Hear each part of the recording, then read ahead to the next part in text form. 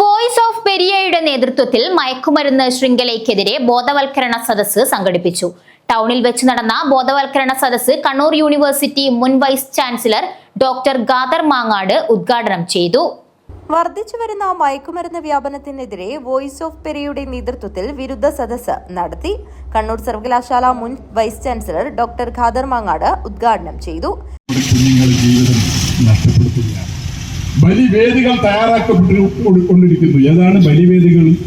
പഴയകാലത്ത് നമ്മളൊക്കെ വിചാരിച്ചത് കോളേജുകളായിരുന്നു. പക്ഷെ ഇപ്പോൾ അത് മാറി സ്കൂളുകളായി മാറിയിരിക്കുന്നു.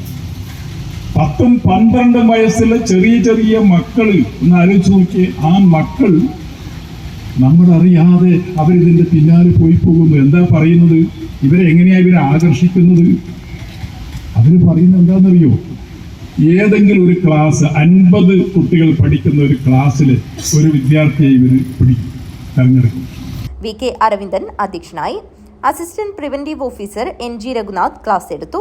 ദീപ അജയൻ, ചിത്ര കായക്കുളം എന്നിവർ മയക്കുമരുന്ന് വിരുദ്ധ ഗാനം ആലപിച്ചു. തുടർന്ന് ലഹരി വിരുദ്ധ പ്രതിജ്ഞയെടുത്തു. P Sajeendran, E Narayanan, T Ramakrishnan എന്നിവർ സംസാരിച്ചു.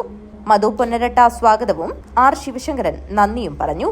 News bureau, Periya.